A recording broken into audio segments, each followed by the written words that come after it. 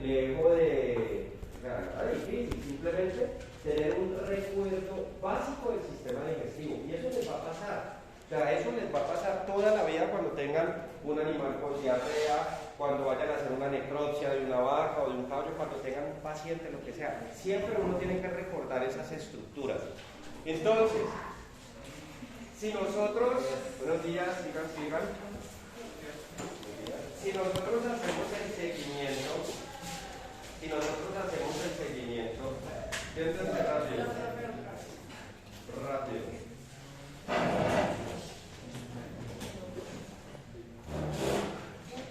Miren, si nosotros hacemos un seguimiento básico y tenemos aquí, por decir algo, cavidad oral, ¿cierto? Cavidad, ahorita vemos una cosa, vamos a oral. Listo. Después, ¿esto qué es esta porcioncita después de la cavidad oral? ¿Faringe o laringe? Faringe. Faringe. Siempre va primero la F y luego la E. Buenos días. ¿Y de esta faringe a dónde va? Buenos días. Esófago. Va un tubito que es el Esófago. Hasta ahí va bien. Listo. Y aquí el esófago llega a una estructura. Ahorita vemos bien eso. Sería el estómago. Por dos esfínteres.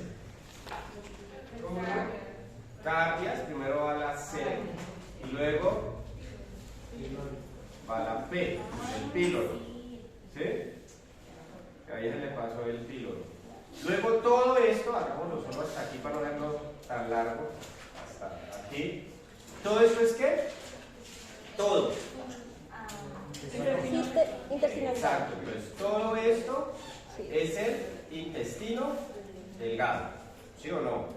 Y tiene unas porciones. Primera porción, Duodeno. duodeno. Segunda porción, yeyuno. Y tercera porción, ileo. ¿Sí? Hasta ahí, no importa. Aquí hay una cosita chiquitica que hagámosla así como un cuadradito. Importantísimo en los equinos, que es ¿qué? El ciego. Que era la lengüita que usted decía que la confundió con el vaso. Ciego. Y luego viene esta porción o esta última porción. Yo lo estoy haciendo lineal para que haya un recuerdo. Entonces, esta digamos, última porción, ¿qué es qué? Si este es el delgado, este es el intestino grueso. ¿Cierto? Y básicamente este que colon ascendente, colon descendente, colon transverso, colon. Ahora no me interesa que el colon es históricamente todo igual. Colon. Luego va a llegar a una última porcioncita muy recta que se llama el recto y al final el asterisquito que sería el A. ¿Sí? Así, entonces básico, o sea, básico, porque esto obviamente tiene más cosas, pero esto es básico y así piénsenlo en respiratorio, así mismo piénsenlo en digestivo, así mismo piénsenlo en genitourinario o en urinario y luego en genital, siempre piénsenlo así, porque ese es un recuerdo básico de la anatomía del sistema digestivo. Cuando ustedes vean la fisiología, se van a dar cuenta que a esta anatomía le vamos a meter una función muy característica, para ustedes ya la vean más adelante, y esa es la fisiología que van a tener en su cabeza. Aquí simplemente ¿qué falta? Dos estructuritas que los llamamos como órganos accesorios del sistema digestivo. ¿Cuáles son? Páncreas, ¿dónde está? ¿A páncreas? ¿Dónde está? Páncreas, ¿dónde está? ¿Dónde está páncreas? Al lado del hígado. En la ampolla hepática, ¿qué? Hepatopáncreas. ¿Pero dónde está? En la porción craneal. ¿De dónde? ¿Porción craneal de dónde? Del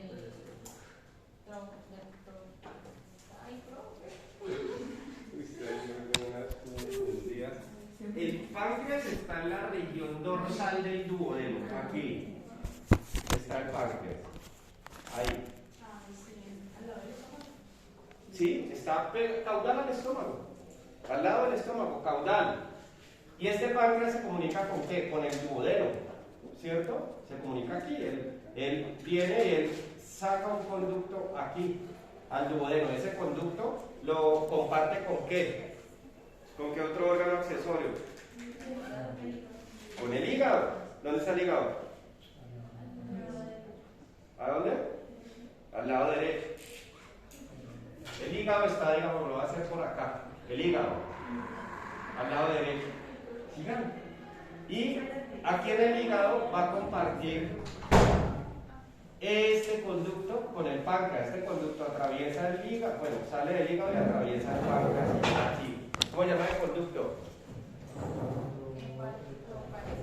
Hepatopancreático se puede llamar, pero tiene un nombre mucho más exhaustivo, más puntual.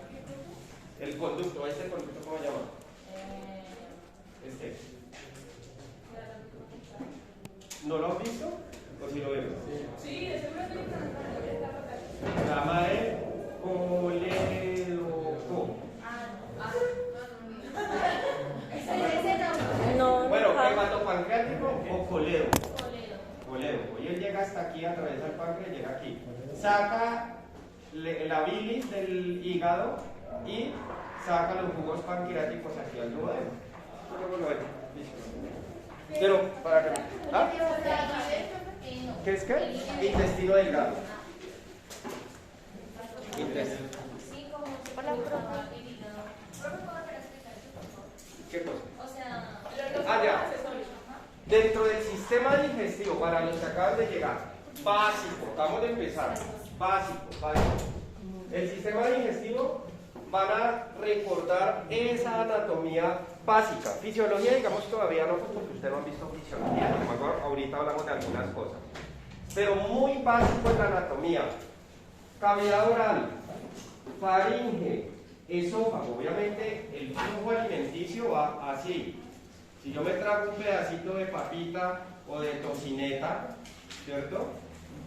Es cavidad oral, faringe, esófago, estómago, pasando por el cardias y el píloro. Pasamos al intestino delgado, duodeno, yeyuno, ilion. De ahí va el ciego. El ciego es la comunicación entre intestino delgado e intestino grueso. Y en el grueso está todo el colon, recto y termina en el ano. ¿Sí o no? Básico. Y tenemos dos órganos accesorios. Tenemos el hígado, buenos días, y el páncreas. Son dos órganos accesorios del sistema digestivo. ¿Qué quiere decir que sean órganos accesorios? Quiere decir que no son directamente órganos del sistema digestivo, pero que dentro de sus funciones está hacer procesos digestivos. O sea, ellos están para otras cosas. Pero adicional de esas otras cosas, están involucrados en el sistema digestivo. Por eso dice que son accesorios. Dentro de estos dos órganos, hígado y páncreas, el páncreas decía que estaba ubicado en la región dorsal del duodeno. Y el hígado está al lado derecho, ¿sí?, sobre esos dos órganos. Y básicamente él tiene un conducto que se llama el conducto colédoco o hepatopancreático, por el cual va a salir el líquido biliar al duodeno. ¿Para qué sale ese líquido biliar? Para sintetizar las grasas. Luego. ¿Se perdieron? ¿Muy rápido? Entonces, eso es. Se quedó en cavidad oral. Ellos, digamos que ellos, no es que no hagan parte, o sea, ellos sí hacen parte del sistema digestivo, pero como son accesorios, quiere decir que ellos tienen otras funciones adicionales. Entonces sí hacen parte del sistema digestivo, pero de forma accesoria, como adicional. Por ejemplo, el hígado está involucrado en muchas funciones del cuerpo, Ciego. pero adicional Ciego. produce o secreta bilis para la síntesis de las grasas. Coledo, este conductico, coledo. Ese es el colédoco. El colédoco sale del hígado, atraviesa el páncreas y llega al duodeno. O sea, él comparte, el colédoco se comparte entre el hígado y el páncreas. ¿Cómo no vieron eso en la anatomía? No. ¿Sabes qué le más como hepatopancreas? Bueno, no importa cómo lo hayan visto, pero tenían que pensar lo que atraviesa el páncreas también, ¿no lo vieron ahí? No. La bilis, ¿qué? Sintetiza proteínas. Gracias, gracias. ¿Listo eso? Entonces, este es el sistema digestivo. Así. Todo esto es el sistema digestivo y todo esto es lo que vamos a empezar a ver desde un punto de vista histológico. ¿Sí? O sea, no vamos a empezar todo a hacer con eso. Empiezan esos murmullos inmamables. Señor. Y de intestino delgado. E intestino grueso. Y después de esa que sigue la Duodeno, yeyuno, ilio. Ciego. Colon, recto y ano. Entonces, ¿listo? ¿Puedo borrar aquí? Sí. Vamos a empezar a ver la histología de cada una de estas funciones. Ahora les digo, bueno, ya les voy a dar un tipcito para que tengan ahí en su cabeza. Vamos a empezar a ver la histología, pero miren la complejidad que ya empieza a llegar aquí, y es que nos toca empezar a ver cómo se conforma cada uno, histológicamente, cada una de estas estructuras. Miren que ya después de pasar tejidos básicos como epitelios, como tejido conectivo, músculo, todo eso nos va a tocar empezar a integrar aquí, glándulas.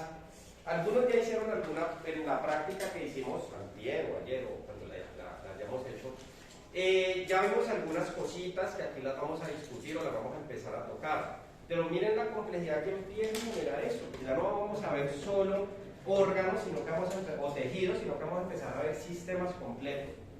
Tengan en cuenta algo, yo no sé si se los dije en la práctica, no recuerdo, si no se los digo aquí de una vez. Miren, si aquí para acá hablamos de vías digestivas altas o anteriores.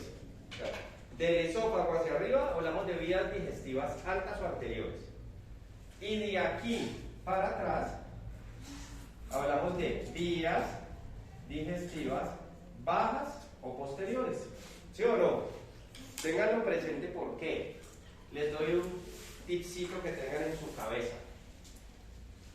Las vías digestivas altas van a tener una característica, y la característica es que van a encontrar la gran mayoría de estas estructuras van a estar tapizadas por un epitelio plano estratificado. ¿Sí? Ténganlo presente. Van a estar tapizadas por un epitelio plano estratificado.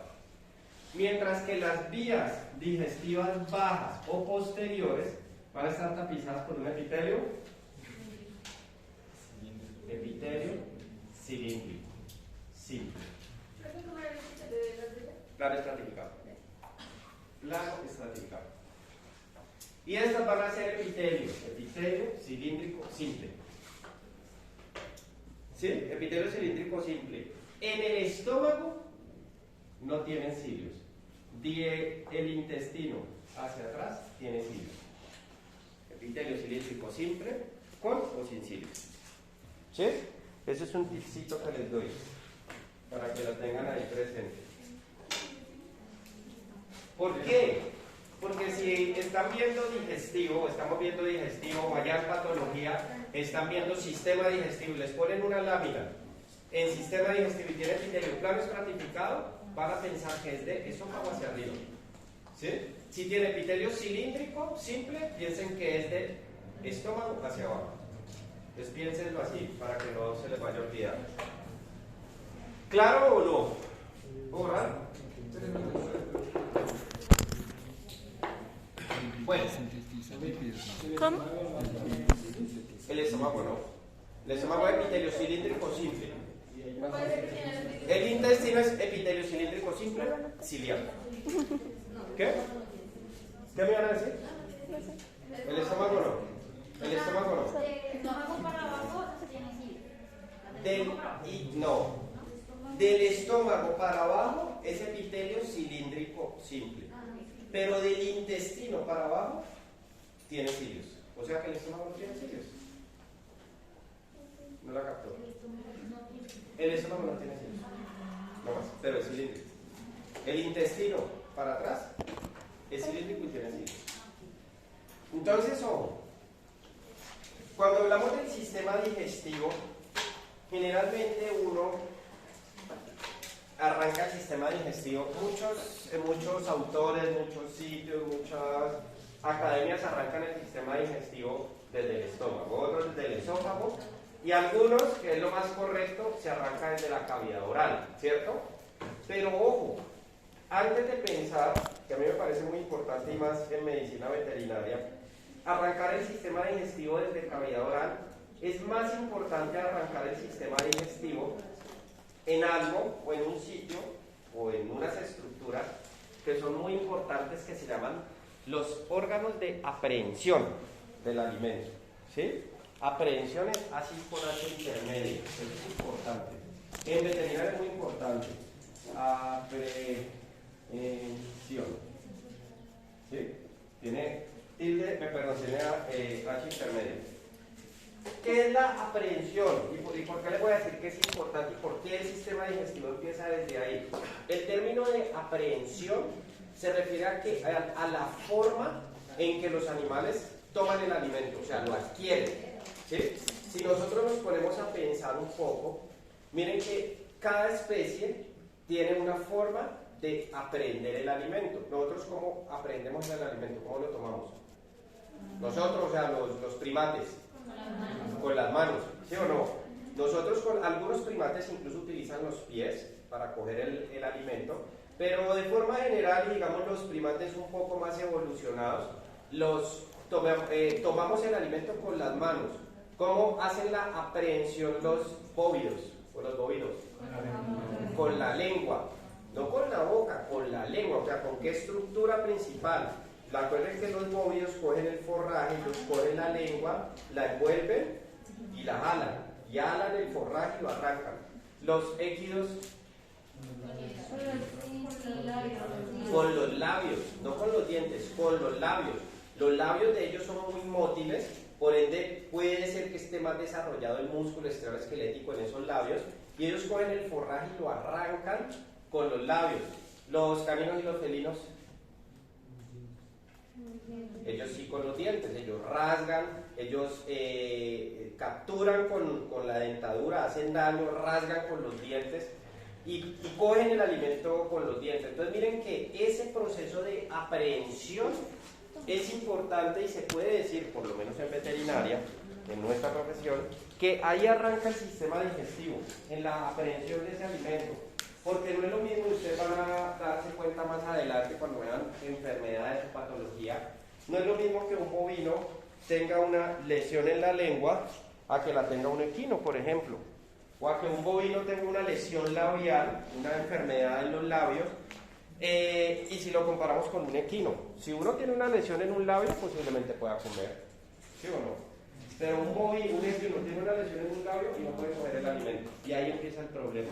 Lo mismo un canino, un felino, si tiene un problema en una muela, o en un diente, o en un incisivo. Entonces tengan presente este proceso, la forma en que los animales hacen esa aprehensión o toman el alimento. Eso es fundamental. Ya de ahí, si nos vamos al inicio del sistema digestivo, o sea, la cavidad oral, ¿cierto? Porque vamos a empezar desde el principio, vamos a empezar de craneal a caudal. La cavidad oral es uno de los principales sitios en donde va a arrancar el sistema digestivo. Como les decía al principio, algunos autores dicen que la digestión arranca en el estómago. Pero eso es falso. ¿Dónde arranca la digestión? En la cavidad oral. ¿Por qué? Porque hay enzimas que rompen. Exacto. Entonces ustedes ya tienen un conocimiento y ustedes ya saben, o ya pueden pensar y decir, que la cavidad oral arranca el sistema digestivo primero por las enzimas salivales. Las enzimas salivales son sustancias proteicas tan fuertes que ellas mismas empiezan a digerir los alimentos. Entonces ahí arranca el proceso digestivo. Y adicional, los dientes, o el efecto que hacen los dientes triturando el alimento, están haciendo que ya esas, por lo menos, macro cosas que entraron a la boca, empiecen a fraccionarse de una forma más micro. Digamos que no están digiriéndose todavía con la dentadura, pero sí se están fraccionando. Entonces, por esa razón se dice ya que el alimento arranca la digestión en la cavidad oral, y es una estructura, es un sitio muy importante, muy importante. Entonces, la cavidad oral está delimitada, la parte externa, por los labios, ¿sí o no? Por los labios, eso no tiene ninguna confusión, todos sabemos que son los labios. Básicamente los labios, si ustedes se dan cuenta, los labios, si se miran los labios de ustedes, los comparan de pronto con los labios de los caninos, de los felinos, en ellos son muy delgaditos, o sea, es una estructurita muy delimitada, pero si ven los de los caballos y los de las vacas, que son un poco más gruesos, son diferentes a la piel, ¿o no? Sí. Los labios son diferentes, ¿por qué? Porque se catalogan como uniones mucocutáneas, pónganlas así, uniones mucocutáneas. Los labios son uniones mucocutáneas. ¿Qué quiere decir que sean mucocutáneas? Que ni son mucosa ni son piel. Eso quiere decir mucocutánea. Nosotros tenemos uniones mucocutáneas en muchas partes del cuerpo.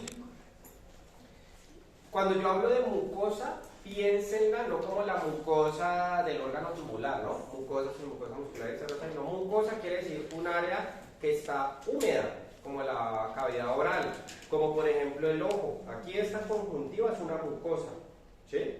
Dentro de la nariz es una mucosa, la mucosa vaginal, la mucosa del pene. En el ano también, ¿no?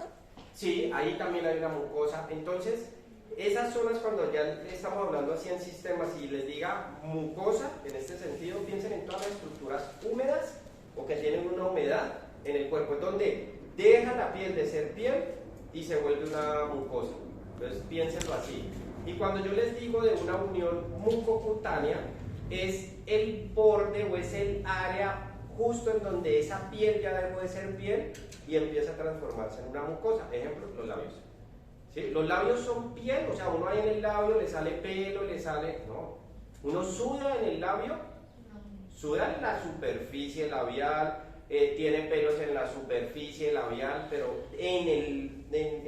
¿cómo se llama? En el labio no hay esas estructuras, ¿sí? Entonces, esas son esas uniones en donde esa piel deja de ser piel y se empieza a formar una mucosa. Ténganlo presente. Tenemos uniones mucocutáneas, ya les dije, en todos lados. Siempre en donde hay estas estructuras mucosas, hay uniones mucocutáneas. En la nariz hay uniones mucocutáneas, en el pene hay uniones mucocutáneas, en la vagina hay uniones mucocutáneas. Todas esas zonas se catalogan así, uniones mucocutáneas, ni es piel ni es mucosa. Los labios son eso, uniones mucocutáneas, muy importante en algunas especies como los équidos, porque acuérdense que esos labios ayudan a prender o a capturar el alimento. En algunas otras especies, como por ejemplo nosotros, los labios también son unas estructuras muy importantes para la vocalización. Que miren que si nosotros sin labios no podríamos vocalizar y nos podríamos comunicar. Entonces hacen parte también, no solamente en el sistema digestivo, sino que también para medios de comunicación. Es una estructura tapizada por ¿qué epitelio? Donde no me den esa respuesta, los acabo. Porque les estoy diciendo que del esófago para arriba es plano estratificado. Entonces, un epitelio plano estratificado. Ojo, miren que los pongo epitelio plano estratificado. No les estoy diciendo queratinizado, o sea, no tienen queratina. Depende a veces algunas especies, si ustedes ven los labios, son muy suaves. E incluso si ponen los labios de los equinos, son muy suaves. Generalmente no tienen queratina, generalmente. Entonces, ténganlo presente. Esos son los labios. En algunas especies como los equinos y como los humanos, el labio tiene una túnica muscular estriada esquelética, o sea, está soportado por una túnica muscular estriada esquelética. Y es lo que le da la voluntariedad de ese movimiento. de uno poder hablar, de uno poder mover los labios. Los equinos se comunican, ellos expresan cosas con los labios, ¿no han visto? Cuando ven una hembra en celo, cuando ellos tienen movimientos de los labios, incluso los labios son muy sensibles en los equinos, mientras que por ejemplo los bovinos no mucho. Los mismos caninos y felinos no tanto, ellos no se rían, por ejemplo. Entonces, tengan presente eso. Esa característica está dada por esa organización de los labios. Ya cuando digo músculo esquelético, acuérdense lo que vieron, las estrías, la fibra muscular, en fin. Esos son los labios. Si vamos un poquitico más para adentro, esos labios, miren que hay una superficie externa, ¿cierto? Y ya hay una superficie interna del labio. Esa superficie ya interna del labio, que ustedes se la pueden ver ahí, rosadita, eso es mucosa, ¿sí? Entonces la llamamos mucosa labial. ¿Ya por qué es mucosa? Porque ya es húmeda, porque ya está dentro de la cavidad oral, pues, ya está involucrada ahí con la cavidad oral, ya es húmeda.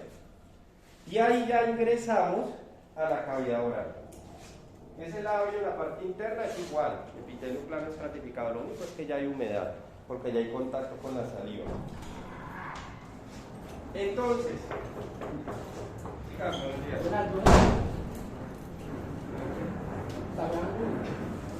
Entonces, muchachos, dentro de la cavidad oral ya vamos a empezar a ver muchas estructuras o varias estructuras. Tratemos de organizarlas como desde un punto de vista como anatómico. Miren que a nivel lateral o al lado y lado de la boca, si usted, o de la cavidad oral, ustedes ven está delimitada ¿por qué?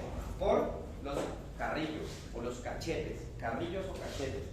Esas estructuras, todo dentro de la cavidad oral, o sea, toda la mucosa oral está tapizada por qué epitelio? Plano estratificado. Plano estratificado, no queratinizada, plano estratificado. Entonces los carrillos son esos límites laterales, o los cachetes son los límites laterales de la cavidad oral, tapizadas con epitelio plano estratificado. Y tienen músculo estriado esquelético. ¿Sí? Músculo estriado esquelético. Sí. Podemos encontrar alguna que otra. Podemos encontrar. ¿Qué pasó? ¿Qué pasó? Los cachetes. Sistema digestivo. Estriado esquelético. Cuando lleguen, igual, yo les dije siempre desde el principio del semestre, si llegan tarde así, fresco, lleguen, entren, no hay problema. Copien desde ahí. Como dice el profe que estamos hablando, yo les digo sistema digestivo, copien desde ahí. Pero no se empiecen a desatrasar apenas llegan porque pues pucha, o sea, se empieza, y ustedes se han perdido y empiezan pues a distraer a sus compañeros. Entonces, el sistema digestivo ya luego se ponen al día. Entonces, ojo. Esos cachetes o esos carrillos tienen eso. No es una estructura muy compleja, simplemente un epitelio con músculo estriado esquelético, lo que les da la propiedad de tener cierto grado de voluntariedad. Ojo, eso en cuanto a los carrillos. Pero si ustedes ven en la parte ventral de la cavidad oral o en el piso de la boca, hay una estructura importante que muchos vieron, que es la lengua. La lengua, algunos lo vieron ya en la parte práctica o en el componente práctico. Esa lengua es muy importante, muy importante. ¿Cuál es la función de la lengua? ¿Cuál? Su función principal es mover el alimento, o sea, hacer una mezcla. Cuando uno ingiere, mastica, ese alimento no queda estático, ese alimento se empieza a mover. ¿Y cómo se mueve? Por medio de la lengua. La lengua pasa el alimento de un lado para otro para que haya una masticación eficiente. Y adicional, mezcla la saliva o mezcla el alimento con la saliva para que todo ese alimento, todo ese bolo alimenticio se mezcle con esa saliva y empiece esos procesos digestivos. Eso hace la lengua. Adicional, en algunas otras especies, como los bóvidos, ya lo veíamos, La lengua hace parte de ese órgano de aprehensión, ¿sí? De coger el alimento. Entonces también es importante. En órganos, en especies como los seres humanos, la lengua también es importante para la comunicación, para la vocalización. Sin la lengua no pudiéramos vocalizar algunas letras. Entonces, en los animales que tienen esa forma de comunicación, como por ejemplo los mismos loros, miren que los loros también vocalizan, la lengua tiene ese efecto. En algunas especies, como por ejemplo los caninos y los felinos, la lengua la utilizan para tomar agua, para la ingesta de agua. Los equinos no, los equinos chupan el agua. ¿Sí? Entonces, ellos no, los caninos que lamen el agua y la recogen con la lengua así como en forma de cuchara, no.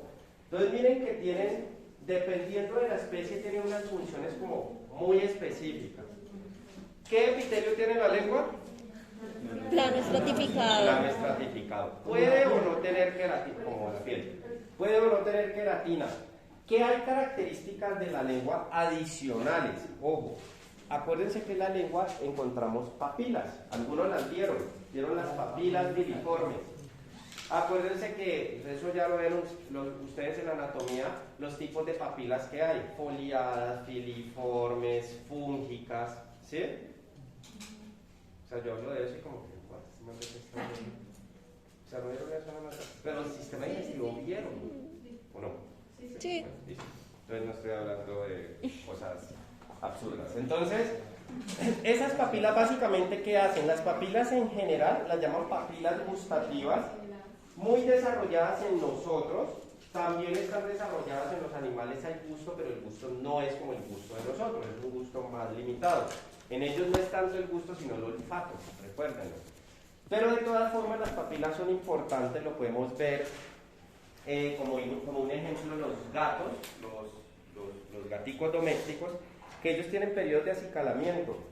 Y si ustedes le ven la lengua a los gatos, la lengua del gato es muy tosca, y uno la ve y tiene cuitas, como unas espinas. Esas espinas están dadas por las papilas filiformes. Lo mismo ocurre con los bovinos. Los bovinos, la lengua también tiene muchas papilas filiformes. Y eso tiene en etología y en el comportamiento animal, tiene un aspecto de carácter social, de acicalamiento, de bienestar, y bueno, muchas otras cosas que ustedes la van a ver en etología o en comportamiento. Entonces, miren la conformación de esa lengua. Importante que tengan presente que tiene epitelio plano estratificado. ¿Ese epitelio se soportaba de qué? De una túnica muscular. Antes de la túnica muscular. Todo es una mucosa. Tenía una lámina basal y una lámina propia formada por tejido conectivo. Ustedes lo vieron, que se veía más rosado. Tejido conectivo básico, o sea, colágeno y fibroblastos. Muy eosinofílicos. Y luego de ahí para abajo, ¿qué había? ¿Músculo qué? ¿Lingual?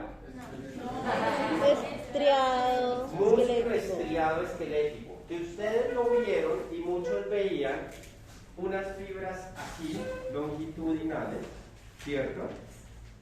Y otros veían como unas estructuras así, redondeadas. ¿Y yo qué les decía de esto? Que en la lengua es muy característico ver esto, porque, bueno, esto veían que este tenía estritas, ¿no? Aquí. Por eso les decía que era estriado esquelético. Y los núcleos estaban aquí, a la periferia, que muchos lo identificaron y eso está bien, y decían eso es músculo estriado por el núcleo. Incluso algunos los ponía a dudar, yo les decía, ¿estriado, esquelético o cardíaco? Y pensaban, ¿cardíaco o esquelético? No, cardíaco solo en el corazón, este es esquelético, porque está en otra parte fuera del corazón. Y yo les decía que en la lengua se puede ver así, estas fibras, porque acuérdense que siempre tienen que pensar ustedes en 3 dimensiones. Estas fibras van longitudinal. Estas fibras van longitudinal. ¿Sí? Por eso se ven así. Estas fibras van transversal. Entonces, cuando uno corta la lengua o hace un corte del tejido, puede coger fibras longitudinales y fibras transversales. Entonces, por eso se ve así, no se vayan a confundir nunca. Ustedes ven los colores tienden a ser muy similares. ¿Qué característica le da esto a la lengua? Esta característica le da, esta forma de organizarse las fibras así, le va a dar una característica a la lengua y es la capacidad que tiene del movimiento. Miren que la lengua no solamente uno la puede levantar o llevar hacia arriba y hacia abajo. La lengua puede girar, la lengua puede ir hacia los lados. Usted puede sacar la lengua, meter la lengua, girarla, doblarla.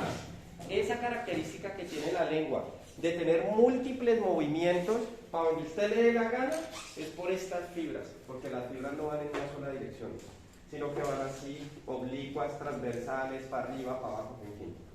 Entonces, por eso no se vayan a confundir cuando vean la lengua, porque la lengua, las fibras musculares van a ir en diferentes direcciones, muy eosinofílicas, y van a ver las estrías. Entonces, esa es la explicación. ¿Claro? Bueno, entonces, ahí en la lengua, aparte de encontrar esas fibras musculares, algunos veían también nervios. La lengua tiene terminaciones nerviosas, la lengua duele mucho, particularmente hay algunos órganos que tienen mucha sensibilidad, por ejemplo la lengua.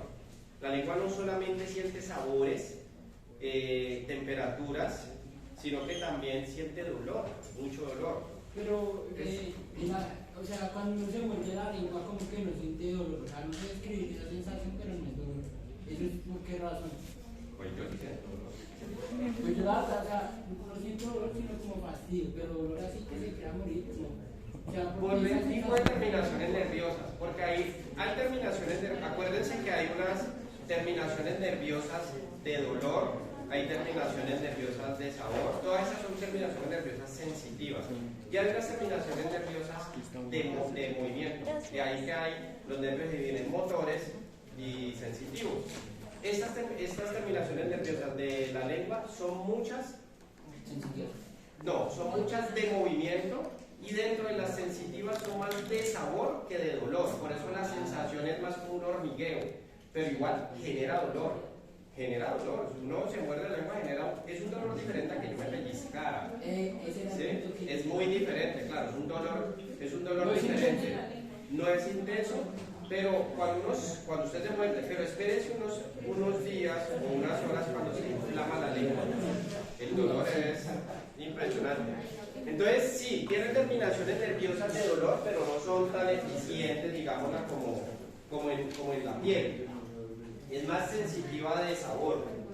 Y otra cosa que tiene importante la lengua, y en toda la cavidad oral, tenganla presente, toda la cavidad oral, incluyendo la lengua, tiene mucha irrigación, o sea, muchos vasos sanguíneos, que lo vieron, ¿no? Vieron arterias, vieron venas. Y eso le va a dar una capacidad muy particular a la cavidad oral, y es que la cavidad oral se cicatriza rapidito, muy rápido. Una lesión en la lengua, una lesión en la cavidad oral tiende a cicatrizar muy rápido. Yo tengo entendido que los piercing en la lengua duelen muchísimo y tardan mucho en cicatrizar. Pero ahí estaría. Pero sí, Pero pues digamos en comparación, por ejemplo, dice la sigla.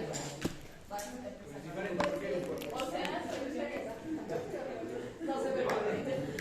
No, en realidad sí. Cuando usted hace cirugía en cavidad oral, por ejemplo, sutura la cavidad oral, sutura una mucosa, sutura la lengua, en piel, en cartílago no es un año, en hueso un mes, y en cavidad oral puede, en piel, en hueso un mes, en piel, ¿cuánto demora cicatrizar una piel? 8 días, 10 días.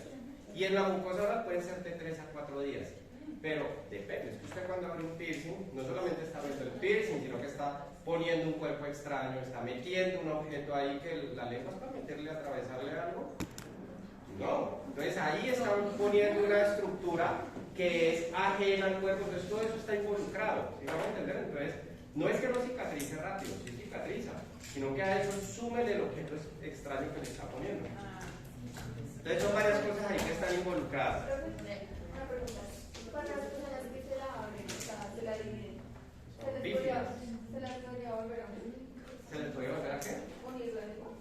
Cuando se la Lo que pasa es que miren, cuando ustedes vean cirugía, ustedes se van a dar cuenta que el músculo es un tejido que no se regenera como músculo.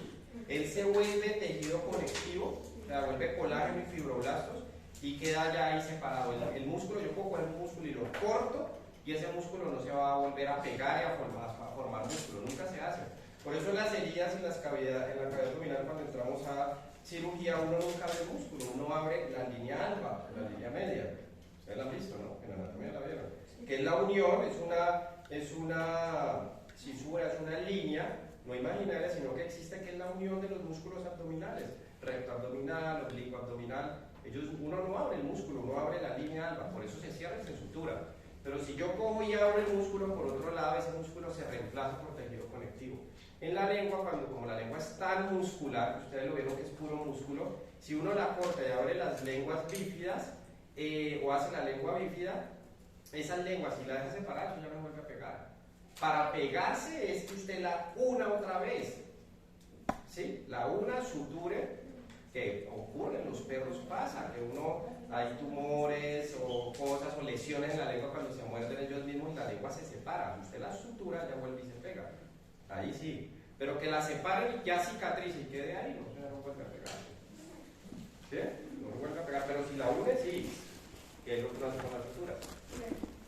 Entonces, ojo con eso. Y la lengua también. Entonces, muchos vasos sanguíneos, terminaciones nerviosas y glándulas. Podemos encontrar asinos glandulares. Algunos los vieron.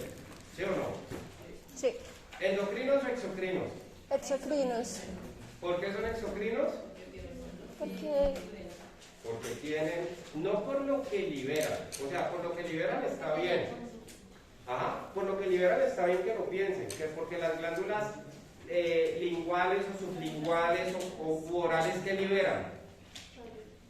Saliva. Saliva con sus enzimas, saliva. Pero no es por eso, sino porque tienen conductos, porque esa saliva va a salir a través de conductos. No lo vayan a olvidar. En cambio, las endocrinas, ¿qué hacen? Pasan a la sangre, al torrente sanguíneo. Entonces, esa es la lengua. Miren que la lengua tiene una superficie dorsal y tiene una superficie ventral. Ambas superficies están recubiertas por epitelio plano estratificado. ¿Sí, no? ¿Cómo se llama la telita que tiene bajo la lengua? El frenillo. ¿Cuál es? No, simplemente sostiene la lengua. O sea, para que usted cuando no le vaya para atrás el daño que con mi lengua.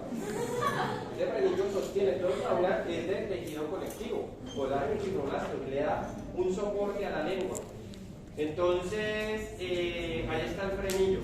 Y en la parte de abajo de la lengua es donde encontramos las glándulas, ¿no? Encontramos glándulas, se llaman glándulas sublinguales, pero obténganlas todas como glándulas salivales, todas son conjunto de glándulas salivales. De glándulas salivales. Ya se dieron cuenta que eran asinos glandulares, ¿no? Con conductos, ¿qué más tenía? Vasos sanguíneos, tejido conectivo. Muchos la vieron.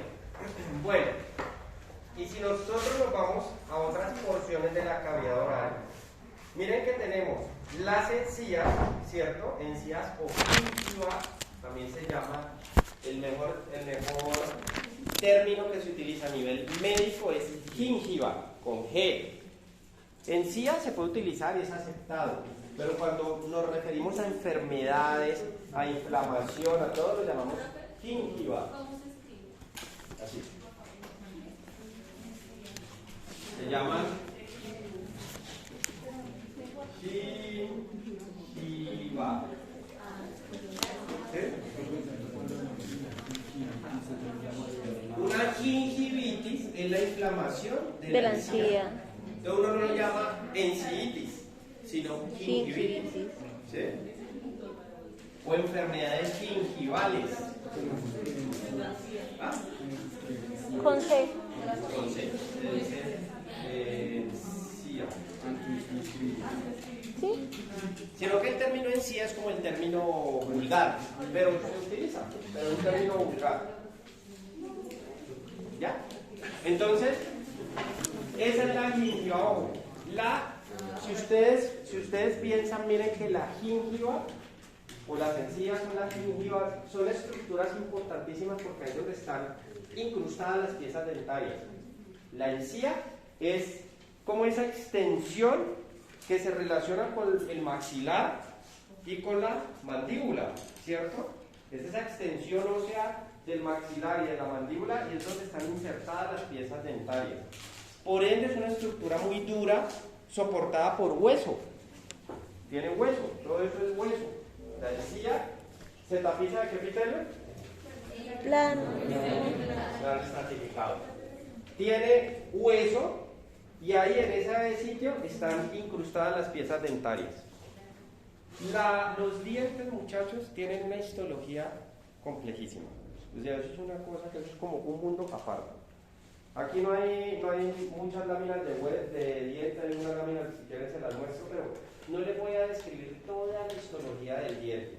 Dado que procesar el diente es muy difícil, o sea, cortarlo es más difícil que el mismo hueso, porque el diente no solamente no es hueso, sino que es dentina, eso tiene un procesamiento supremamente complejo, y uno lo ve y es todo rosado, todo eosinofílico.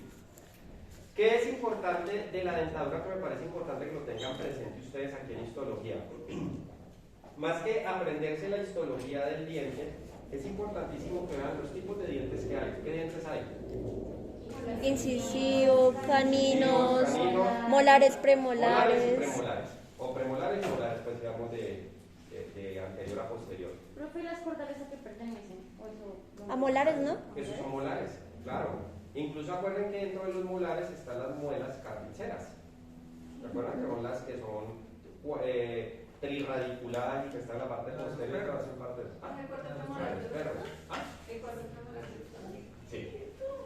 Entonces, ¿qué es importante en la dentadura? Y háganlo ustedes. ¿Ustedes vieron cronometría? ¿Qué? Cronometría. Identificar la edad por la dentadura. Eso es importante. Más que aprenderse la histología del diente, miren la cronometría. La cronometría la pueden encontrar en cualquier anatomía. ¿Sí? En cualquier anatomía, aulas de la cronometría. Y eso es importantísimo. Nosotros como veterinarios tenemos que tener clara la cronometría.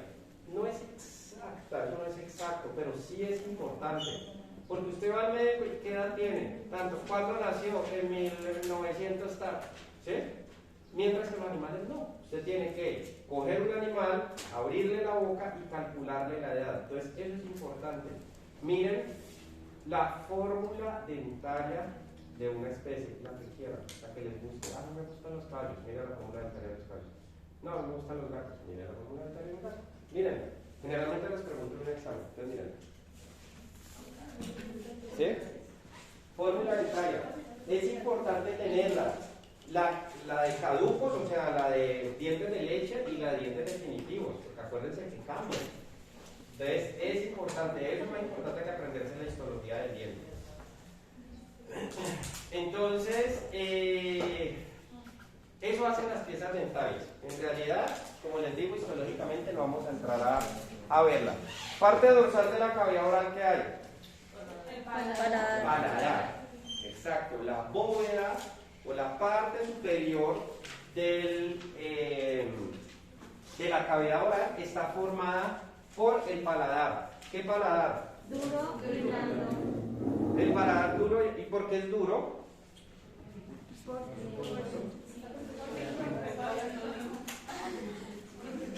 Porque acuérdense, miren, primero que todo, ¿qué importancia tiene el paladar? ¿Ya puedo borrar eso? Ya empieza a ver como un despego. ¿Qué hace el paladar duro? ¿Qué importancia tiene? Diga. Separa la vía respiratoria de la vía. Exacto. Así es. Ojo. Si yo pongo aquí una línea, si yo hago aquí una línea, ¿cierto? Y esta es la cavidad oral, esta tiene que ser la cavidad nasal. ¿Qué está haciendo el paladar duro? El paladar duro está separando la cavidad nasal de la cavidad oral. ¿Sí? Eso está pegadito, eso está ahí pegadito, pero está separado por ese paladar duro. ¿Quién lo separa? Un hueso. ¿Qué hueso? Palatino. Exacto, el palatino. Entonces, la cavidad oral de la cavidad nasal está separada por el hueso palatino. Ese hueso palatino es el que va a servir como paladar, va a ser el soporte de la cavidad nasal, pero va a ser el techo de la cavidad oral. ¿Sí? ¿Tapizada por qué epitelio? Plano estratificado. Plano estratificado. Plano estratificado, no más. Y ese paladar más hacia caudal, ¿cómo se vuelve? Blando. O sea que ya deja de ser paladar duro y se empieza a volver paladar blando. Ese paladar blando básicamente es blando porque tiene grasa, tejido adiposo. Miren que muchas partes de la lengua, de la cavidad oral tenía tejido adiposo, ¿no? Las glándulas sublinguales, la lengua tenía tejido adiposo. Entonces, ese paladar blando tiene tejido adiposo, epitelio plano estratificado y músculo. Tiene fragmentos de musculito. O sea que tiene cierto grado de movimiento que sirven en la deglución. Grasa, músculo, epitelio. Y ese es el que dirige la comida con No, él no la va a dirigir.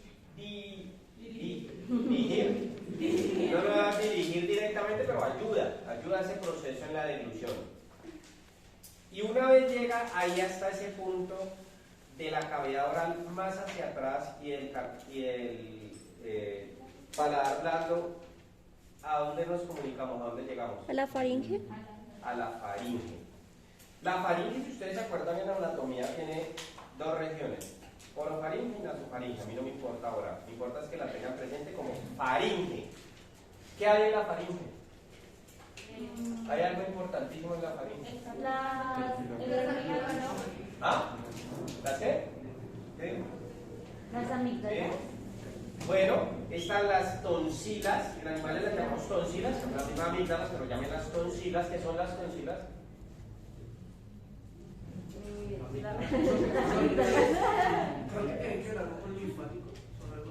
Son nódulos linfáticos. Son tejido linfoide, si lo quiere tener en su casa como nódulos linfáticos, ténganlo así, que es eso. El tejido linfoide es una primera barrera de defensa. O sea, produce linfocitos y están ahí todos los agregados de linfocitos, es una barrera de defensa. Entonces, están las tonsilas. ¿Y qué más? ¿Qué otra estructura hay? Profe, no está lo de la laringe, o sea, los cartílagos, para que Eso está más abajo, un poquitico más, está ahí pegado, pero es el límite. Pero ahí en la faringe, entonces les ayuda un poquito en la nasofaringe. ¿Qué hay ahí? ¿Por qué llaman nasofaringe? Ah, vale, ya se me acuerda. ¿Cómo? ¿Cómo se comunica? Y este es eso, pero ¿cómo es? No, pues es que es la misma región. Pero ¿cómo se comunica? Eso no es las cuerdas. No, las cuerdas bucales no. Esa está más abajo. Ah, porque hay un ¿Por qué le devuelve el jugo por la nariz cuando le ríe a la Coca-Cola? ¿Por qué? Sí, La campanita. La úvula, la campanita es la úvula, pero acuérdense que en ellos no hay úvula. Sí. Esas son esas cositas de la comida que me inspiró con su música, me olvidó. Acuérdense, miren, acuérdense que, pongan cuidado, como son cavidades, como es una cavidad, esto es una cavidad, ¿cierto? O sea, esto es así, y eso es otra cavidad, está encerradito. Pero hay algo particular, aquí ven el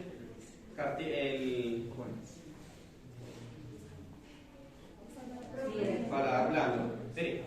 Y esta cavidad nasal lleva hasta aquí. No es por el ¿El qué? El limbo. No, el limbo de las fauces está. Es el ángulo que uno va a meter la mano en la jeta. Ah, lo que está atrás, ese ángulo, ese es el limbo de las fauces. Las moanas. Ya va, esperen. Entonces, Coanas. el aire entró por aquí.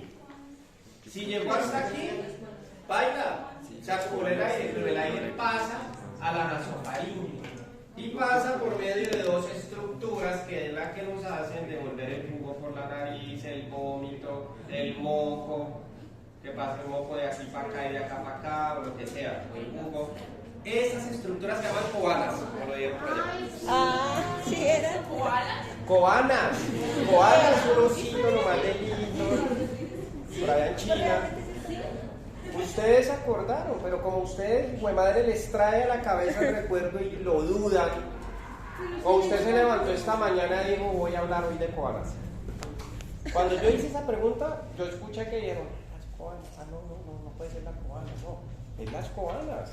No olviden esas cosas, que la memoria nos trae koalas. Las koalas son esa comunicación que hay entre cavidad nasal y cavidad oral. Y esa estructura es muy importante que está en la faringe, por eso se llama nasofaringe, pero cojámoslo como una sola región, faringe. Esa estructura es importante por eso, porque es la única comunicación que hay entre cavidad oral y cavidad nasal. Por eso uno puede respirar por la boca. ¿Sí? Si yo no quiero sacar el aire por la nariz, lo saco por la boca. ¿Sí? Por esa comunicación que hay ahí. Sí. Entonces ténganlo presente. Esto está en esta región. Esta región es la faringe. ¿Sí? Esa es la faringe. Epitelio. Plano estratificado. Exacto. Porque sigue siendo vías digestivas áreas. Entonces miren que esto aquí se cerró y aquí llegamos y seguimos aquí en esta porción. Aquí hay una porción que es un límite muy pequeñito, cortico, complejo, peligroso incluso, aquí en esta porcioncita. ¿Por qué? Porque aquí viene y se forma un área, aquí así. Dos áreas. Esta sigue para acá y esta, por aquí. ¿Aquí qué hay? Traje. Anillos cartílagos. O sea que esto lo vamos a tocar ahora porque esto es respiratorio, ¿sí o no? ¿Y aquí qué hay? Esófago. Pero esta área es muy importante. ¿Esta área cómo se llama? Entonces no es esta área, es esta área. ¿Esta área cómo se llama? Laringe. ¿Sí o no? La laringe, si usted piensa en laringe, pensó en tráquea y se pensó en sistema respiratorio.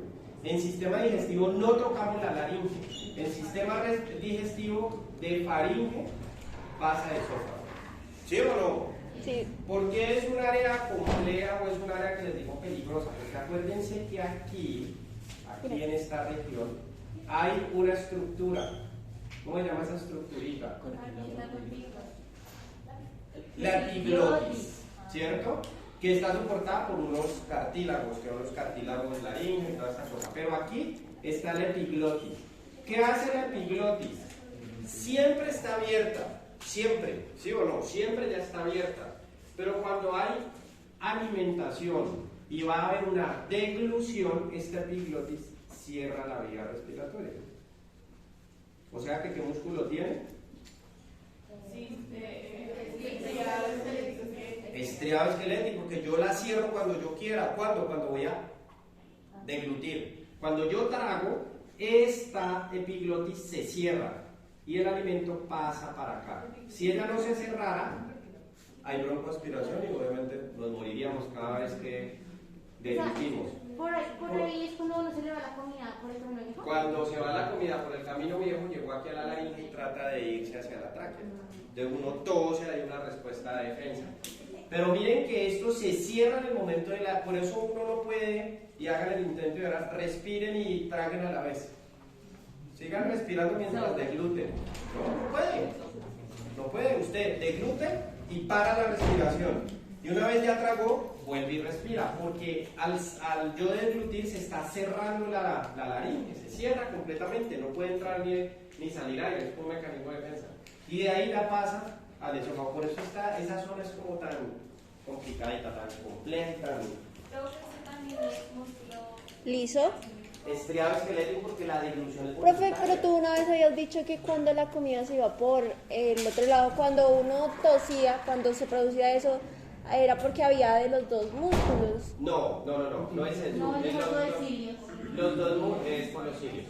Porque básicamente como esta zona, o sea, esta zona sí tiene músculo liso, ¿cierto? Esta zona, esto es músculo estriado y músculo liso. Esto tiene músculo estriado.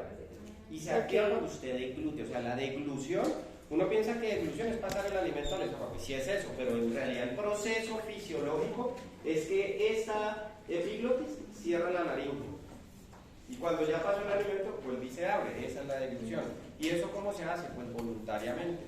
Sino que cuando se va el alimento por el camino viejo, que es lo que llamamos, se estimula ese epitelio de las vías respiratorias, que aquí ya no es estratificado, sino que es cilíndrico, simple ciliado. Y eso estimula los cilios y produce el mecanismo de la tos, pero no es complicado con el respiratorio. Entonces, claro, ese proceso. Sí. Está horrible el chimbo ahí, pero es como para que entiendan más o menos. Entonces, ese alimento de ahí de la faringe, miren que no lo llevo hasta la laringe, ¿no? La laringe es simplemente respiratorio. Nunca piensen en laringe como digestivo, nunca. De la faringe pasa al esófago. Pasa ahí hasta el esófago. Y ojo, ¿qué es el esófago?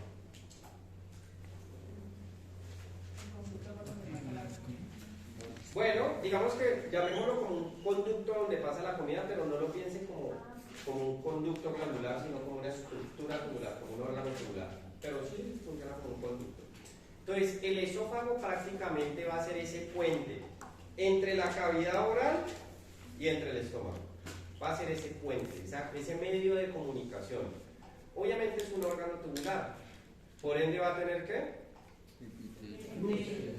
Luz. ¿Qué más? Mucosa muscular y serosa. Ese órgano tubular tiene una forma de tubo, ¿cierto? Ese sí parece como un tubo. Comunica la cavidad oral con el estómago, sirve como puente. Una gran porción de ese esófago anatómicamente, ¿dónde va a estar ubicado? Si yo les digo, díganme la ubicación anatómica del esófago, tiene una porción en ¿dónde? En la izquierda. Una pequeña porción ¿dónde? Cervical, muy pequeña, ¿cierto? Aquí abajito de la manzana de Adán, o bueno, un pedacito. Otra porción ¿qué? La gran porción es torácica. Esa es la mayor porción del esófago, torácico. Y una pequeña porción abdominal. Cuando atraviesa ¿qué? ¿Qué tiene que atravesar el diafragma? ¿Qué es el diafragma? La división entre los órganos Esto me lo dice mi abuelita, pero mi estudiante de tercer semestre me va a decir una división. Sin pegarme, ¿ok? ¿Qué es el diafragma? Es una división, eso es claro, entre cavidad torácica y cavidad abdominal. ¿Pero de qué se forma esa división? Músculo. ¿Qué músculo? ¿Diafragmático, sí o no? No, ¿qué músculo? Músculo esquelético. ¿Ah? ¿Por qué qué? Es músculo esquelético. ¿Por qué estriado esquelético, profe? ¿Por qué es qué? Estriado esquelético. O sea, si se supone que tiene. O sea, a mí, hágame otra pregunta. Sí, o sea, pero ¿por qué el diafragma? Sí, el diafragma, ¿por qué? ¿Chucho nos hizo así? Pero si se supone que uno tendría ahí movimiento voluntario. No, estire la barriga. Ponga de barrigón. Haga apnea, deje respirar. Haga. Eso lo hace porque usted paraliza el músculo diafragmático. Para eso, y es un mecanismo de defensa. Si usted se mete en el agua a nadar y obviamente el sistema respiratorio es involuntario, ¿sí o no? Usted respira de forma involuntaria. Pero si no tuviéramos diafragma, pues no nos podríamos nadar, no nos podríamos meter debajo del agua, no podríamos hacer apneas. Porque eso lo permite es el músculo estriado esquelético, el diafragma que se detiene. El músculo estriado esquelético. Ok. Pero la porción cervical en el esófago en los animales se llama grande. Sí, depende, sí. Por ejemplo, el de la jirafa. Entonces, sí. El de los caninos. En la porción del esófago, en los animales sí tiende a ser más larga. Depende de la especie, pero sí tiende a ser un poquitico más larga. Pero es importante por eso, porque en estos días mandé a hacer una radiografía donde una colega, compañera de ustedes, y le digo, radiografía, hágame radiografía de esófago, y me hizo radiografía de abdomen. O sea, de aquí para abajo. Y el esófago es de aquí para arriba. Tórax, me tenía que tomar una radiografía de tórax. Si me hago entender, no de abdomen. Entonces, por eso les hago la aclaración para que ustedes no vayan a cometer esos errores. La gran porción del esófago es tórax. Es únicamente tórax. Solamente la porción que está en cavidad abdominal es la que atraviesa el diafragma, que es un pedacito así milímetros, y ahí entra al estómago. Bueno, o sea, para tenerlo claro, digamos, la radiografía de estado en camino sería desde la parte caudal de la cabeza hasta un poquito más caudal Más como así. Obvio, no es lo mismo que si yo le digo una radiografía de esófago, ¿cierto? De vías digestivas altas. Y es un pincher, pues ella lo pone en una sola cosa y sale todo el perro, hasta la punta de la cola. Pero yo lo mando en un terranova. Ella me tiene que posicionar desde el cuello hasta aquí, hasta el diafragma. ¿Sí? Un poquitico más abajo del miembro anterior. E incluso de donde están las costillas, donde terminan las costillas. Ahí es donde tiene que posicionar, pero ahí me salen hasta los testículos del perro. No, tocó repetirla. Entonces, pues para que tengan en cuenta eso. Entonces, ¿qué es? Esófago. Entonces, ojo con el esófago. Órgano tubular o estructura tubular, mucosa, submucosa, muscular y serosa. Tapizada por un epitelio. ¿Qué epitelio? Plano estratificado. Plano estratificado. Puede tener o no queratina. ¿Sí? Depende de algunas especies. ¿Cómo? Algunas especies podemos ver algo de queratina. Entonces no se vayan a mortificar. Si ven esa fibra o esa proteína eosinofílica como en forma de fibras o algo, pueden decir que es queratina. ¿Qué me iba a preguntar? No, porque es músculo. O sea, digamos, en el caballo. ¿Qué? Porque están. Estoy apenas en el epitelio. Y ahora va a esperar hasta el en la relación paso por toda la mitad. Porque cuando estábamos haciendo la discusión del caballo, tiende a ver más hacia la izquierda. Sí, puede cambiar, es exactamente. Está dorsal, ¿cierto? Está dorsal, ahí está, pero sí puede mover un poco. Ah, ok. Gracias. Entonces, silencio. La mucosa del esófago, tenemos la luz, ¿no? Por medio del esófago, ¿qué pasa? ¿Por qué el epitelio es plano estratificado? Porque acuérdense que a través del esófago pasa el alimento. Solamente el alimento está masticado, o sea, triturado, y está como emulsionado, está mezclado con la saliva. Pero el alimento todavía no está digerido así 100%. Entonces, ese esófago tiene que tener un epitelio de protección. Y acuérdense que el epitelio más importante de protección es un epitelio plano estratificado. Entonces, por esa razón, el epitelio es de esa forma o de esa característica. Primero por eso, y segundo, porque en muchos procesos, en muchas especies, puede haber reflujos gastroesofágicos, ¿sí? Y eso, digamos que en cierto punto puede llegar a ser normal. En algunas especies como los rumiantes, eso es normal. Los reflujos que vienen ruminoesofágicos, ¿cierto? Que es la regurgitación. Y eso hace que haya más facilidad de pronto que el esófago se pueda romper. Por eso el esófago embriológicamente tiene un epitelio de protección, plano estratificado. Por eso digo que puede o no tener queratina. A través del esófago pasa cualquier sustancia sólida, líquida o gaseosa. Sólida, pues, el alimento. Líquida, el agua de ingesta. Y gaseosa, el eructo. El eructo en algunas especies que pueden eructar. Su epitelio es ese, ya lo dijimos. Luego tiene una submucosa. submucosa. Los que vieron esófago se dieron cuenta que la submucosa del esófago se forma de tejido conectivo, colágeno y fibroblastos. Pero en algunos esófagos o en algunas porciones del esófago también podemos encontrar glándulas. ¿Cuáles glándulas, profe? Glándulas esofágicas. Y las glándulas son, hagan de cuenta como los que vieron glándulas sublinguales o submandibulares que vieron ahí en la parte práctica. Todas las glándulas tienden a ser así. Entonces se ve la glandulita, la sino glandular, ahí en la submucosa con unos conducticos y ya, igualito. ¿Son glándulas qué, profe? Esofágicas. En la submucosa, ya están en la submucosa. Ahí en ese margen entre la submucosa y la mucosa. ¿Por qué hacen esas glándulas? Básicamente esas glándulas lo que hacen es que hacen que el alimento que está pasando a través del esófago no se seque, sino que mantiene húmedo el esófago. El esófago tiene siempre que estar lubricado, ¿sí? Entonces esas glándulas permiten o hacen que se presente como esa característica. Eso es la submucosa. Ahora sí, la túnica muscular. Por allá había ansiedad de la túnica muscular. ¿Qué vieron en el esófago los que pudieron ver esófago? El esófago tiene algo característico, es que la túnica muscular es gruesa. Y tiene doble capa de músculo, eso ya se los había dicho.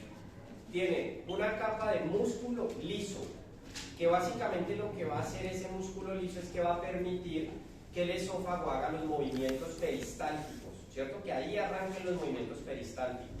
Los movimientos peristálticos son los movimientos anteroposteriores, ¿cierto? De adelante para atrás, para que el alimento pase a través del esófago. Eso hacen los movimientos peristálticos. Los que son ondulantes, dados por el músculo liso, eso los dimos cuando vimos músculo liso. Eso hace el músculo liso del esófago.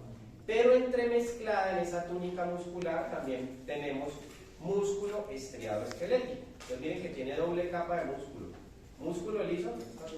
Y músculo estriado esquelético. ¿Qué le da ese músculo estriado esquelético al esófago? Pues la propiedad de ser Voluntariedad. voluntario. Exacto. Que sirve en el proceso de deglución y sirve en el proceso del eructo. Por eso el equino no tiene esa voluntariedad, porque él carece, y por otras cosas, pero una de esas es que carece de un desarrollo de esa túnica muscular. Entonces no lo vayan a olvidar, tiene doble capa de músculo. Ese es En el equino es solamente músculo liso, ¿sí? que puede tener músculo estriado, pero es Okay. una grosería. Y finalmente, hacia afuera o hacia la más externa tenemos ceros. ¿De acá? Una cerosita, y no más. Y ya. Cosas muscular y cerosita. Miren que volvemos y repasamos lo mismo. O sea, eso no es. ¿Qué están viendo de diferente ahí? Nada, la misma vaina. Lo único es el epitelio, importantísimo para que ustedes identifiquen que es el esófago, es el epitelio, plano estratificado, con los imperativos. ¿Dónde termina el esófago? En el cardias. Va a terminar en el estómago, pero específicamente en un esfínter. En el Se cardias. conoce como el esfínter del cardias. ¿Qué es un esfínter? Pues como algo que cierra y ¿Qué abre. es lo que hace? Si usted mire lo que usted me dijo, es algo que se cierra y se abre, o sea, tiene movimiento. Si tiene movimiento, piense que es músculo. Siempre. Siempre todo lo que se mueva tiene músculo.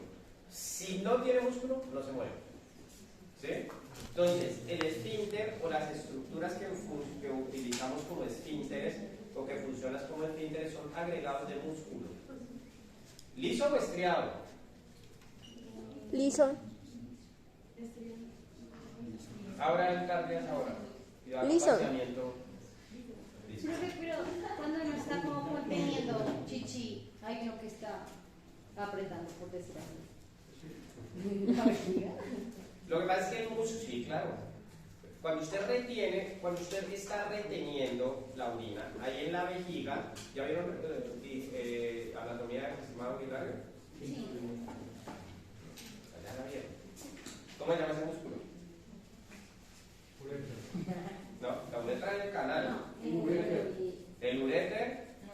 que No. comunica el riñón con la vejiga. Ahí hay un músculo que se llama el músculo detrusor de la vejiga. El músculo detrusor es ese músculo que hace que la vejiga siempre esté así apretada y que uno no se orine, ¿cierto? Ese músculo es mezcla de músculo liso y tiene algo de músculo estriado esquelético, que es el que le da la propiedad para que se relaje cuando uno va a orinar. Pero la fuerza, o digamos que la gran función o la gran fisiología en el momento de orinar no lo hace la relajación de ese músculo, sino que lo hace la prensa abdominal. Cuando uno va a orinar, uno que hace, hay una presión de la prensa abdominal y ese músculo ayuda a relajarse. Pero gran porción de ese músculo detrusor, o sea, si aquí está la vejiga, piense que todo esto es la vejiga, ese músculo siempre está cerrado. Ese músculo es liso, con cierto grado de músculo estriado-esquelético, un poquito. Entonces, cuando usted empuja ese músculo, el poquitico músculo estriado que hace, ayuda a relajarse. Pero lo que más hace es la prensa abdominal. Que es lo que uno dice cuando dice empuje. Empujar es presionar la prensa abdominal.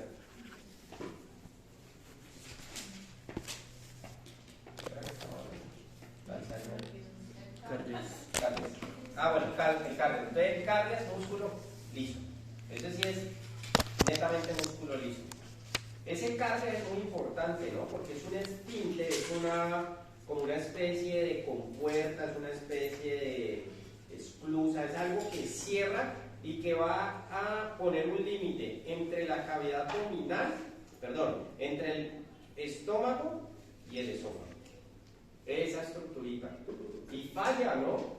Eso falla y falla mucho. De ahí que se presenten los reflujos gastroesofágicos, que entonces vienen las agrieras, que vienen que hay las regurgitaciones. Digamos que asociado a la gastritis puede venir eso. A veces eso se afecta mucho con el estrés de los parciales, entonces empieza a haber esos reflujos, toda esa mano de cosas. Estrés. Entonces, ese es el esfínter. Y de ahí nos comunicamos o llegamos hasta el Estómago. No, usted ya no me pasa, ya me atravesó todo el estómago. Entonces, hasta el estómago. Veamos el estómago y nos largamos. Miren. ¿Qué es el estómago? Un órgano tubular. Exacto. Entonces, miren, importantísimo que respondan así. El esófago, si aquí viene el esófago, ¿cierto? Aquí está el esfínter. ¿Sí o no? El cardias. Entonces aquí ponemos el esfínter del cardias. Ahí. Pero ojo, esto viene como un tubo, ya vimos. Pero miren que aquí viene ya y empieza a formarse un órgano. Y miren que este órgano ya no tiene forma de tubo. Este órgano ya tiene una forma de saco, parece como un saco. Pero es tubular. ¿Por qué es tubular? Porque almacena algo dentro, porque tiene una luz, tiene la luz. Porque es hueco. Pero usted dijo algo que le enseñan a uno toda la vida, es que el estómago almacena. Bueno, tiene la luz. ¿Almacena? No. Nunca. El estómago nunca, y eso es una vaina que le Pasa enseñan algo a uno ahí. siempre, ¿cierto? ¿Qué función del estómago? Almacenar alimento. ¿Quién te cuenta que el estómago almacena alimento? ¿Cuál es la función principal del estómago? Digerir. Digerir, esa es la función principal de este órgano. Digiere. ¿Sí? Él no almacena. Lo que pasa es que, ojo, si ustedes se acuerdan en anatomía, el estómago, el alimento queda en el estómago. Pero ¿cuánto tiempo queda? El tiempo que necesite para digerir un alimento. Entonces puede ser de 4 horas, 6 horas, 7 horas, dependiendo de la especie. Pero la función principal de este estómago no es digerir, no es almacenar nada. No es almacena digerir. ni miércoles. Es digerir. ¿Y qué es la digestión? Es porque Porque ¿qué es la digestión? Ay, la digestión es un proceso en el que se los rompe. jugos del estómago van a romper el alimento. Pero ¿qué es romper el alimento? ¿Cómo desintegrarlo? Lo que le sirve lo guarda y lo que no lo. ¿Qué es la digestión? Que cuando yo hablo de digestión, o sea, tienen la idea, pero miren que uno a veces se pone a pensar más allá o a explicar más allá y uno no entiende. Es ¿Qué cuando, la digestión? no es cuando se rompe, digamos, las ¿Qué se proteínas, los carbohidratos, como en las estructuras más simples de cada uno. Listo, eso es. Entonces, ¿cuál es la estructura más simple de una proteína? Sería Transforma el alimento. el aminoácido. No, espera. Ya, ¿cuál es la pregunta de la Me materia? mató. Pero usted ya vieron bioquímica, ¿sí? o no? Sí. Y entonces, No me acuerdo. Bueno, de carbohidratos yo sé que es la ¿cómo? Ah, no alcanzan a ver proteínas, ¿por qué? Sí lo vimos. Sí lo vimos. Sí lo vimos. Ah, oye, es que eso no es importante. O sea, si usted no ve las proteínas, es jodido. Sí lo Es vimos. lo más importante que hay. Sí. Todo se forma de proteínas. Los aminoácidos. Sí, es lo que. Pero como usted lo dijo, y luego no puede ser los aminoácidos. Y no duden de lo que dicen, porque siempre lo dudan y siempre. Las proteínas se rompen en sus enlaces y ¿qué se forman? Aminoácidos. A ver que los aminoácidos es la mínima expresión de una proteína. Esos es digerir proteínas. Las azúcares, Glucosa. Perdón. la glucosa es la grande. Monosacáridos. En carbohidratos. Que son Monosacáridos. monosacáridos, disacáridos, pero el término es carbohidratos. O sea, los carbohidratos es una cosita minúscula. Sí. Sí, o sea, por eso sí. Y los grasas en lípidos. Pero, Entonces, ¿qué? pero eso también tiene una. Ácidos grasos, eso. Sí, pues bueno, entonces arranquemos con bioquímica. Sí, obviamente si le estoy dando una. Si ustedes como son, les estoy tratando de dar algo simple y se empiezan a meter en los ácidos grasos. ¿Sí? Entonces, sí, exacto. Entonces, básicamente, ¿qué es esa digestión? Lo que dicen es coger una macromolécula y empezarla a fraccionar en micromoléculas. ¿Para qué? Para que sea más fácil de ser, no digeridas, sino absorbidas. Ya se digirieron, que fue romperlas. Entonces, una vez se vuelvan en moléculas más pequeñas, puedan llegar a ser absorbidas. Esa es la función del estómago. Entonces, el estómago, olviden lo que almacena, no almacena nada.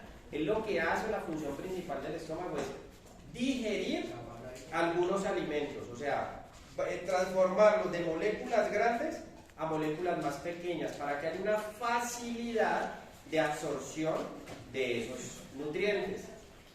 Es claro que el estómago puede llegar a absorber, ¿no? El estómago sí absorbe, mínimo, pero absorbe algunas sustancias, algunas vitaminas, algunas cositas, algunos fármacos, por ejemplo, se absorben en el estómago. Pero el principal... ¿Él absorbe con los pelos que tiene al interior como unos cilios? Sí, con los pliegues, ahí ayuda con el epitelio. Pero acuérdense que el principal órgano, el principal sitio de absorción del cuerpo es, el sistema digestivo es el intestino delgado. Exacto. Entonces, ese es el estómago. ¿Cuánto dura el alimento? Dependiendo de la especie. Ojo, este estómago, acuérdense que anatómicamente es así como un saco, ya lo vieron. Tiene esto que es... Profe, espera, tengo una duda. Es que tú acabas de decir que él absorbe con los pelos, eso es que dijo él. No, pero con eso los pliegues. Ah, ok, te veo No así. pelos, porque no tiene cilios. No tiene cilios. Entonces, tiene esto que se llama la curvatura menor, ¿cierto? Y tiene esto que se llama la curvatura mayor. Eso es prácticamente como anatómicamente como forma el estómago. Acá tenemos el siguiente esfínter, que ¿cómo se llama? Píloro. Es el píloro, es el que separa píloro, que es el que separa el estómago del duodeno, el intestino delgado. Y anatómicamente, ¿cómo se organiza el estómago? ¿Se acuerdan? Entonces, el estómago tiene dos porciones grandes, llamémosla así. Una porción que se conoce como porción glandular y una porción que se conoce como aglandular. Todos alcanzaron a ver, o por lo menos la gran mayoría alcanzaron a ver el estómago en la lámina, ¿cierto? Histológica. Si se acuerdan que ahí en el estómago se veían como unas glándulas, unas estructuras que ya las vamos a ver. A eso es que se refiere que sea glandular. Y a glandular es la parte que no tiene esos componentes. Entonces, las dos porciones grandes del estómago son estas: glandular y aglandular. Pero ojo, que eso ustedes lo tuvieron que haber visto también, estoy seguro. El estómago tiene 3 regiones principales. ¿Cuáles son? Anatómicamente el estómago tiene 3 regiones principales. ¿Cómo se divide? La región del cardio, la región fundus. Parietal, visceral. No, era como para. Tiene región fúndica. Fúndica. Entonces lo vamos a dividir en 3. Sí, sí, tiene región fúndica. Entonces digamos así. No, pero sí la tiene. ¿Sí o no? 3. Esta primera región, ¿a qué se asocia? Arcardias. Entonces se llama Región región cardias. cardíaca. ¿Sí o no? Región cardíaca. Esta región no se relaciona a nada. A la fúndica, porque Se como el llama fondo. Región fúndica. Al fundus. Como al fondo. Sí, al fondo. Y tenemos esta tercera región que a qué se relaciona. Al píloro. Entonces se llama región Pilórica. Pilórica. Pilórica. O también se le llama el antro. Así también se le llama para el pilórico. Son las 3 regiones anatómicas del estómago: cardial, fúndica y pilórica o antral o antro. ¿Sí? Son 3 regiones principales. Entonces, si nosotros relacionamos esto con esto, vamos a tener en cuenta algo.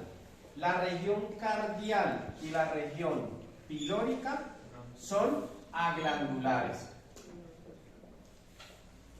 La única que es glandular es la región fúndica. ¿Sí? Esta es glandular. O sea que en la lámina, siempre de las láminas que vieron, ¿qué región estaban viendo? La glandular. La fúndica. Porque miren que todas había glándulas, células. ¿Sí? ¿Sí la cogieron o no? ¿Alino? ¿Qué?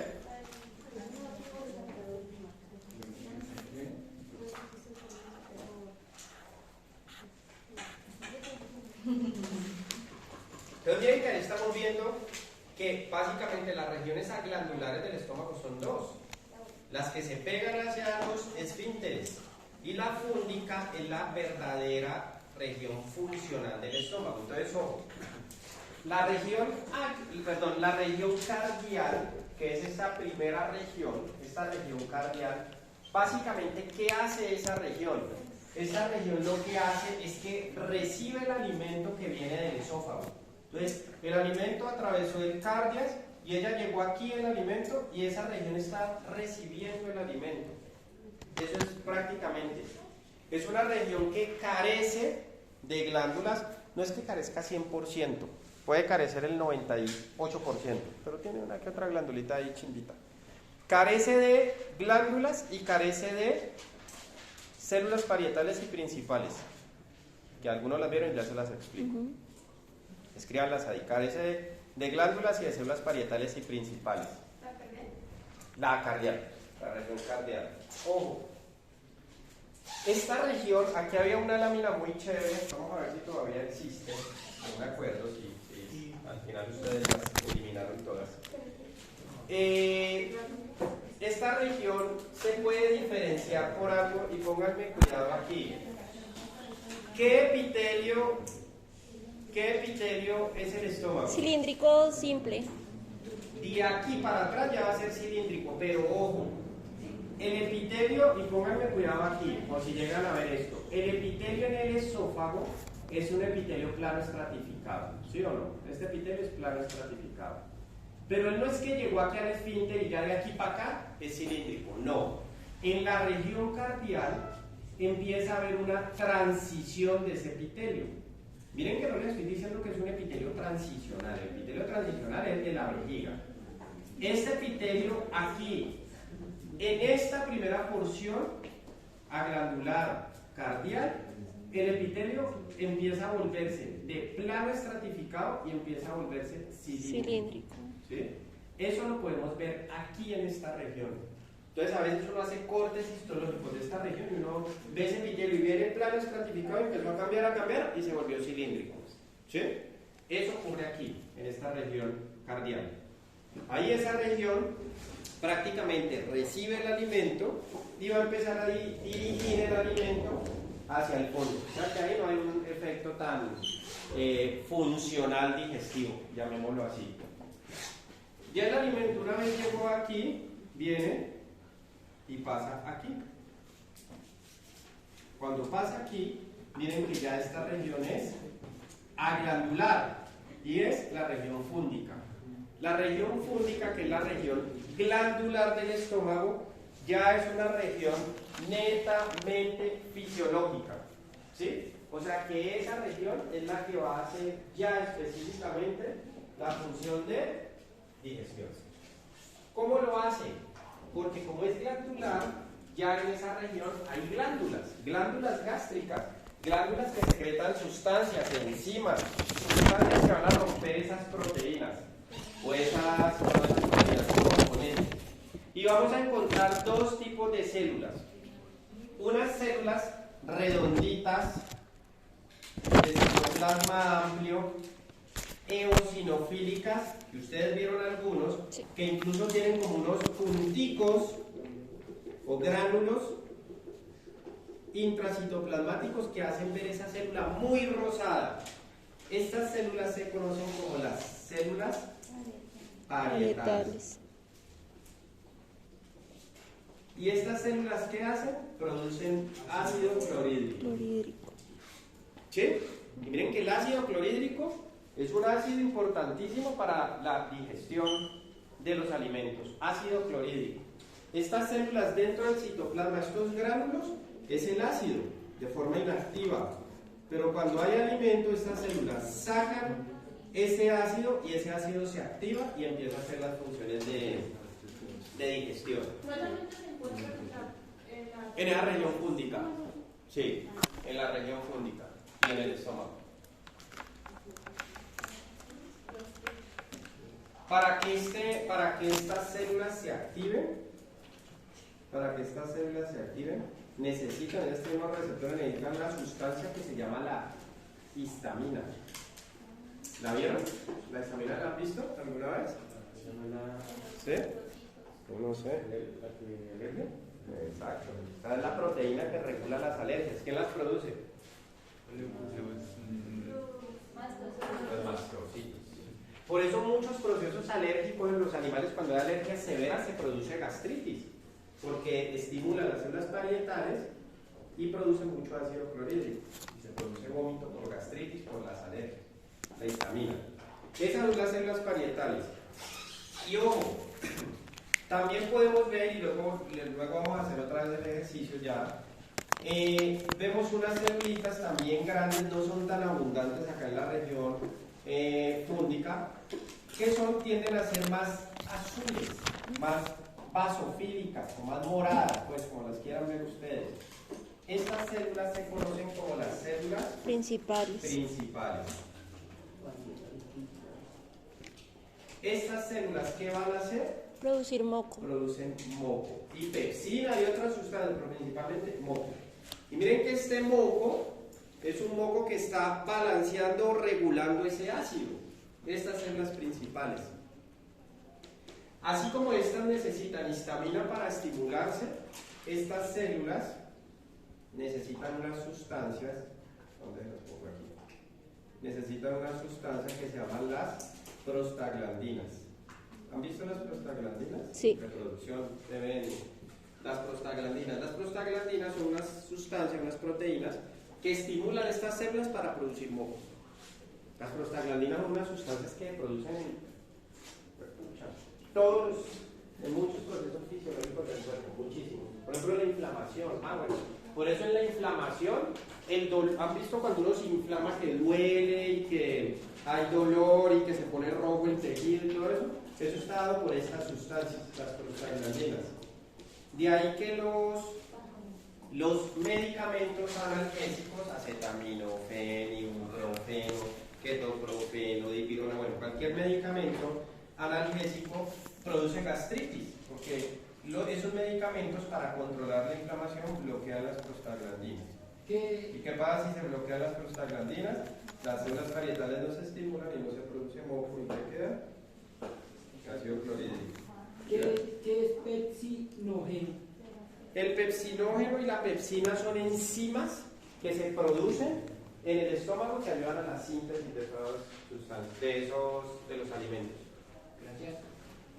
Si es claro lo de las prostaglandinas, eso es típico. ¿Han visto que tómese el analgésico con el estómago lleno para que no le dé gastritis? Porque la producción, la inhibición de las prostaglandinas que hacen muchos medicamentos analgésicos bloquean esa producción de moco porque bloquean la producción de las células. Creo que los gránulos de las células parietales son la histamina o... No, la histamina es la que lo estimula. Los gránulos son de ácido clorhídrico inactivo, pero la histamina es la que le manda el mensaje y le dice produzca ácido clorhídrico. Profe, así como pregunta, porque cuando uno, digamos, se va a desparasitar o a desparasitar a un animal, le dicen que es mejor como que tenga el estómago llenito? ¿Que tenga el estómago qué? Con comida. Eso no tiene ningún problema. Pues, a veces dicen que es para evitar eso, pero la verdad los antiparasitarios no producen ningún efecto de eso. Los antiparasitarios son de los medicamentos más comunes, más seguros que hay. Hay estudios en donde les han dado a los perros 100 veces la dosis y no se intoxican. Entonces son muy seguros y no producen gastritis. Es que vomitó después de darle el antiparasitario, no fue el antiparasitario. Los antiparasitarios son medicamentos muy suaves que ellos tienen, luego lo van a ver en farmacología, ellos tienen un efecto neurotóxico, pero en el parásito, no en el animal. El febendazol, paracicuantel, tirantel, todo eso afecta el sistema nervioso del parásito. Bueno, y de ahí rapidito el píloro ya, región pilórica. Miren que la región pilórica es aglandular. ¿Qué quiere decir? Que ahí ya no hay glándulas. Esa región pilórica ya no va a haber nada digestivo, ningún efecto digestivo. Básicamente esta región pilórica, ¿qué hace? Esta región pilórica o antro, lo que hace es que ya recibe esa sustancia o ese alimento ya sintetizado, ya cortado en mínima expresión. Entonces, básicamente, esta zona lo que hace es que la recibe para dirigirla directamente a duodeno. Y tiene que pasar a través del pilo. Entonces, esta área no necesita glándulas. Ella simplemente recibe eso y lo va llevando hacia el duodeno. Como es un órgano tubular, tiene mucosa, submucosa, muscular y serosa. Tiene unos pliegues que los vieron, ¿se acuerdan? Que tienen como unos pliegues. El epitelio es cilíndrico simple, tiene una túnica mucosa, ya la vimos, en esa mucosa donde están las células parietales y principales. Tiene una túnica submucosa formada por tejido conectivo. En algunas especies vemos glándulas, así como las que verían ustedes en la lengua. Tiene una túnica muscular, compuesta por qué músculo? Liso. Liso, no esquelético, liso. Porque el estómago es involuntario. El estómago hace movimientos peristálticos y unos que lo llaman segmentaciones rítmicas. O sea, él no solamente se mueve así, sino que también se mueve así para mezclar todo el alimento. Entonces, músculo liso y luego termina en una túnica serosa. Y no más. Y dejamos hasta ahí. ¿Está fácil, no? Sí, claro. La histamina es la que estimula las células parietales para producir el ácido clorhídrico. ¿Tienen alguna pregunta?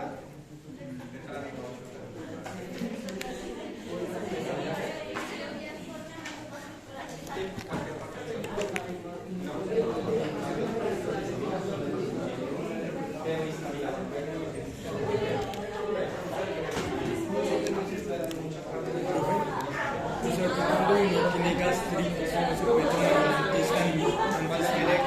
Cuando uno tiene gastritis, uno se puede tomar un antihistamínico. Claro, es que la ranitidina es un antihistamínico. Es un antihistamínico anti-H1. Lo que pasa es que son receptores. da unos receptores H1, H2, pero la ranitidina es un antihistamínico. ¿Qué me iban a decir? Hasta luego.